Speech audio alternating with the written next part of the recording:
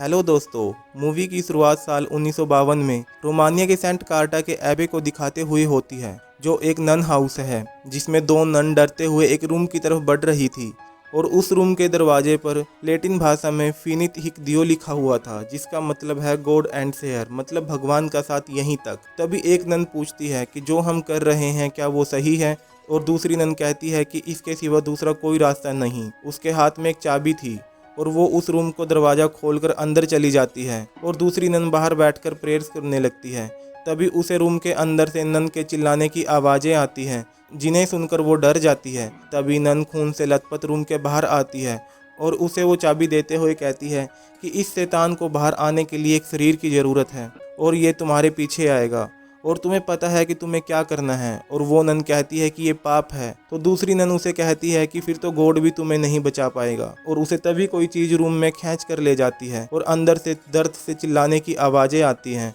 और दूसरी नन वो चाबी उठाकर अपने रूम में चली जाती है और तभी उसके रूम का दरवाज़ा भी अपने आप खुल जाता है और वो नन अपने गले में रस्सी डालकर खिड़की में खड़ी होकर गॉड से माफ़ी मांगती है और पीछे पलट कर देखती है तो उसे एक साया दिखाई देता है जो एक नन के जैसा दिखाई दे रहा था। और तभी उसके रूम में लगा होली क्रॉस उल्टा हो जाता है जो एक शैतान का सिंबल है और वो नन डरते हुए गले में रस्सी डालकर विंडो से नीचे कूद जाती है और रूम में लगे होली क्रॉस में आग लग जाती है। अगले दिन फ्रेंची नाम का एक फूड सप्लायर वहां आता है जो एबे में फूड सप्लाई करता था। वो गेट के बाहर एक नन की लाश को लटकते हुए देखता है जिसे कुछ कौवे नोच नोच कर खा रहे थे और वो उसी नन की लाश थी जिसने रात के समय सुसाइड की थी। अगले सीन में वेटिकन सिटी के कुछ फादर्स ने फादर बर्ग को कुछ डिस्कशन करने के लिए बुलाया हुआ था। वो फादर बर्ग को बताते हैं कि रोमानिया में एक नन ने सुसाइड कर लिया है और फादर बर्ग को उसे इन्वेस्टिगेट करने के लिए रोमानिया जाना होगा और इस काम में सिस्टर आयरिन भी उसका साथ देंगी। सिस्टर आयरिन ने अभी तक नन बनने की शपथ नहीं ली थी। और दूसरी तरफ हम देखते हैं कि फ्रेंची को एबी की सीढ़ियों से खून बहने का सपना आता है और वो डर के जाग जाता है।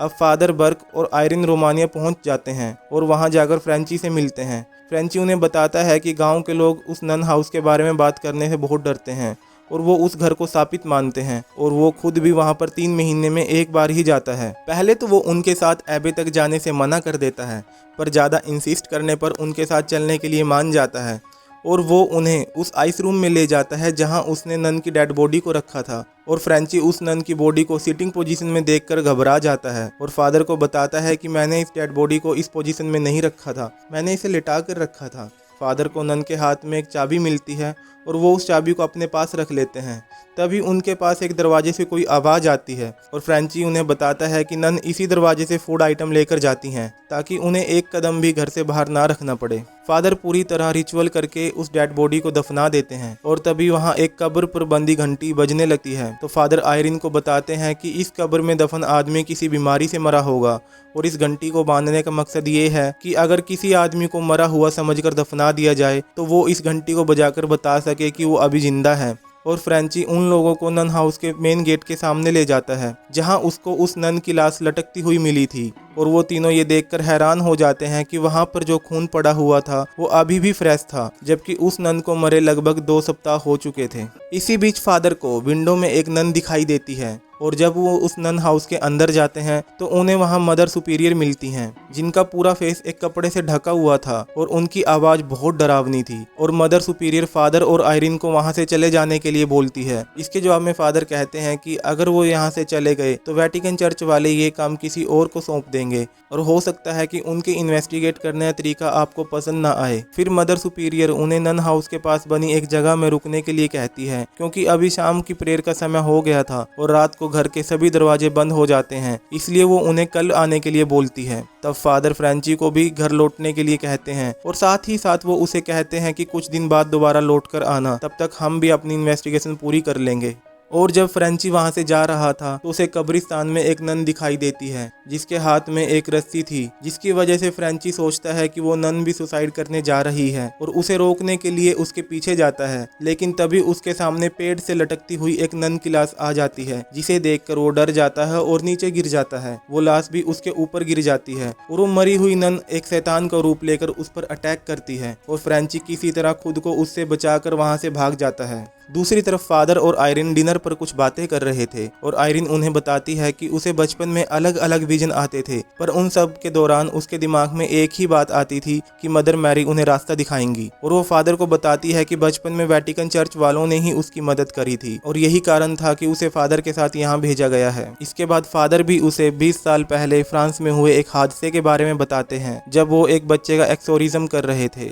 जिस दौरान वो बच्चा बहुत जख्मी हो गया था, जिसकी वजह से कुछ दिन बाद ही उसकी डेथ हो जाती है, जिसका फादर को बहुत दुख था और वो कहीं ना कहीं उसकी मौत का जिम्मेवार खुद को मान रहे थे। उसी रात एक ट्रांजिटर अपने आप चल जाता है, जिसकी आवाज से फादर जाग जाते हैं और चेक करते हैं तो उन्हें एक छोटा बच्चा दिखाई देता है और जब फादर उसका पीछा करते हुए बाहर आते हैं देखते हैं कि ये वही बच्चा है जिसका उन्होंने एक्सोरिज्म किया था, लेकिन वो अब एक डीमन बन चुका है और उसके मुंह से एक सांप निकलता है जो फादर पर अटैक करता है, जिससे फादर डर जाते हैं और पीछे पड़े एक कोफिन में गिर जाते हैं जिसका दरवाजा अपने आप बंद हो जाता है और फादर जिंदा ही उसमें दफन हो जाते हैं। और वो हेल्प के लिए कब्र में लगी घंटी बजाते हैं। तभी आयरिन भी जाग जाती है और उसे प्रेयर्स की आवाजें आती हैं। आवाजों को सुनते हुए वो एक चर्च में पहुंच जाती है जहां बहुत सारी नन्स प्रेयर कर रही थी। तभी एक साया भी उसका पीछा करते हुए चर्च में आ जाता है और जब आयरिन अपने पीछे लगे शीशे में देखती है तो वो साया उसे दिखाई देता है जो एक डीमन नन का था और वो नन उस पर अटैक कर देती है, जिसकी वजह से शीशा टूट जाता है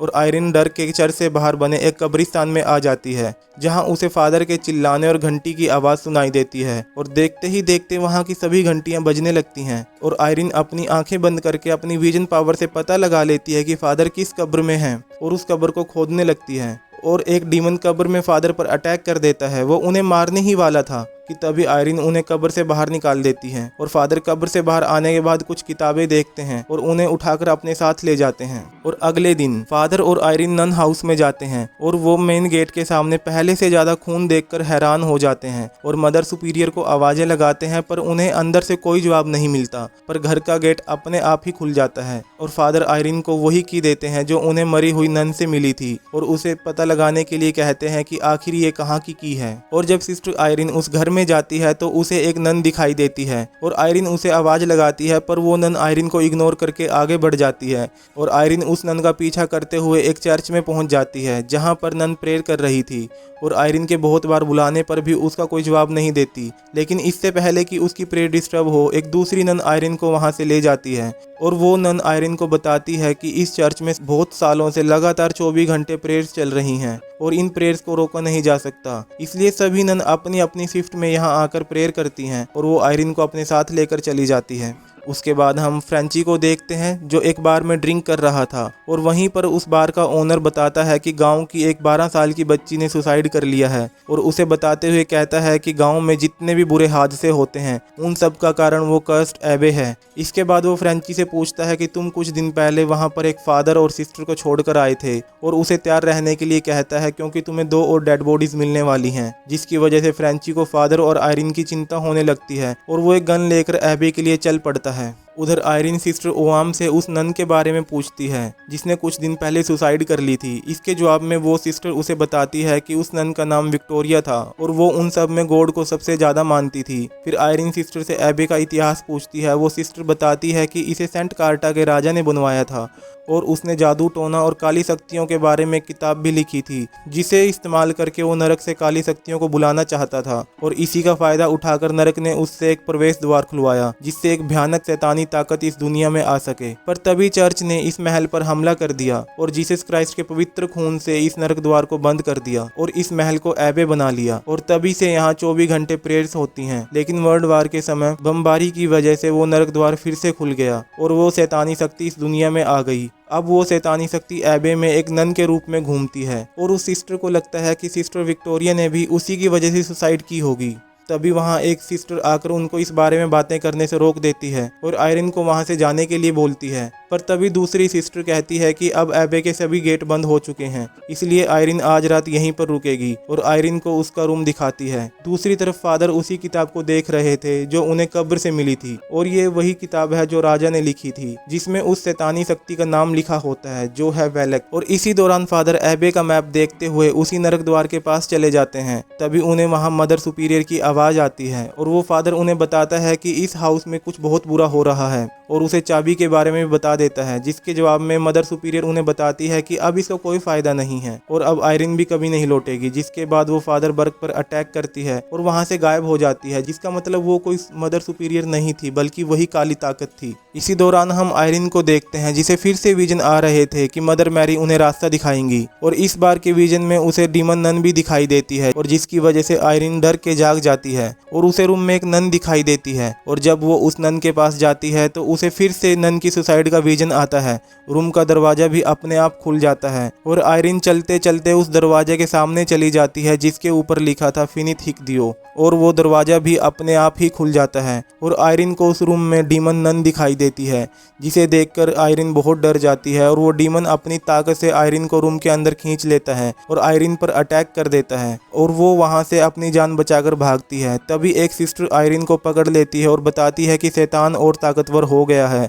और अब सिर्फ प्रेयर से ही हमें बचा सकती हैं और आयरिन को चर्च में मिलने के लिए बोलकर चली जाती है। और जब आयरिन चर्च में पहुंचती है तो उसे वहां पर उसी सिस्टर की डेड बॉडी मिलती है जिससे वो बात कर रही थी और तभी चर्च में बहुत सारी नन प्रेयर्स करने के लिए आती हैं और आयरिन को कहती हैं कि चाहे कुछ भी हो जाए अपनी आंखें गॉड पर रखना और प्रेयर करती रहना। और उसे वहां पर मदर मैरी की मूर्ति दिखती है जिनकी आंखों से खून बह रहा था। तभी वहां पर शैतानी ताकत आकर सभी नन्स को मार देती है और अब सिर्फ आयरिन ही बची थी। वो अपनी प्रेयर्स करना जारी रखती है और दूसरी तरफ आइस रूम में एक शैतान फादर पर हमला करता है। तभी फ्रेंची आकर उसे बचा लेता है और उधर आयरिन को भी शैतानी ताकत बहुत टॉर्चर करती है, लेकिन आयरिन प्रेयर जारी रखती है और शैतान उसकी पीठ पर एक निशान बना देता है। तभी फादर और फ्रेंची वहां आ जाते हैं और आयरिन उन्हें बताती है कि लगातार प्रेयर करने से ही उस शैतान को काबू किया जा सकता है। और फादर आयरिन से पूछता है कि यहाँ प्रेयर कौन कर रहा था। वो उसे कहती है कि सभी नन्स, पर जैसे ही वो पलट कर देखती है तो चर्च में कोई नहीं था, वो अकेली थी, जिसका मतलब उस शैतान ने बहुत पहले ही उन नन्स को मार दिया था। तभी उन्हें चर्च में एक लाश दिखाई देती है जो एक नन की थी और अचानक वो मरी हुई नन उन पर हमला कर देती है और फादर क्रॉस पर होली वाटर डालकर उसे जला देते हैं।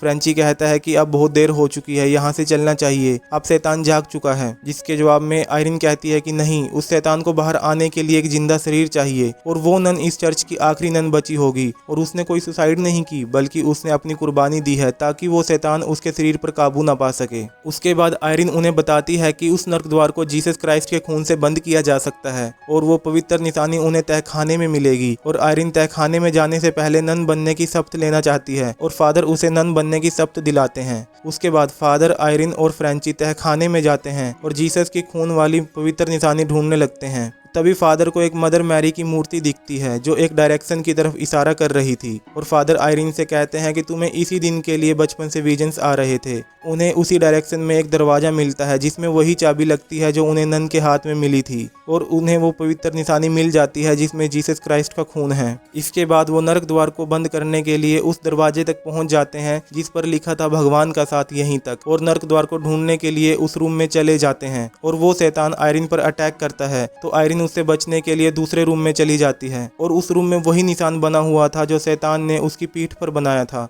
और गलती से आयरिन उसी निशान के बीच में खड़ी थी और उसके चारों तरफ अपने आप ही कैंडल्स जलने लगती हैं। तभी फ्रेंची उस रूम में आता है तो देखता है कि आयरिन उस सर्कल में हवा में ही लटक रही है और उसके सर पर एक कपड़ा बंधा हुआ है। जब फ्रेंची उसके सर से कपड़ा हटाता है तो हम देखते हैं कि आयरिन की बॉडी में अब वो शैतान घुस चुका है और अब वो फ्रेंची को मारने के लिए उसे चोक करता है, लेकिन तभी फ्रेंची पवित्र निशानी से उसके मुंह पर खून लगा देता है जिसकी वजह से वो शैतान आयरिन की बॉडी से निकल जाता है और फ्रेंची और आयरिन पर अटैक करता है और आयरिन को उठाकर पानी में फेंक देता है। और दूसरी तरफ फादर पर भी वो बच्चे का शैतान फिर से अटैक करता है और उसके मुंह से सांप निकलकर फादर की आंख को घायल कर देता है और पानी में गिरने की वजह से आयरिन से वो पवित्र निशानी पानी में कहीं गिर जाती है और वो शैतान आयरिन को पानी में डुबो डुबो कर मारने लगता है। पर तभी पानी के नीचे आयरिन के हाथ में वो पवित्र निशानी आ जाती है। वो शैतान जब उस पवित्र निशानी को देखता है तो वो टूट चुकी थी और तभी आयरिन उस डीमन नन के मुंह पर जीसस का खून डाल देती है जो आयरिन ने पानी के नीचे ही अपने मुंह में भर लिया था, जिसकी वजह से वो शैतान जलने लगता है और नर्क द्वार के रास्ते से फिर से नर्क चला जाता है। और आयरिन फ्रेंची को कहती है कि एबी अब फिर से पवित्र हो चुका है। पर जैसे ही फ्रेंची और आयरिन वहां से निकलते हैं हमें फ्रेंची की गर्दन पर उल्टा क्रॉस बना हुआ दिखाई देता है और इसी के साथ ये मूवी खत्म हो जाती है।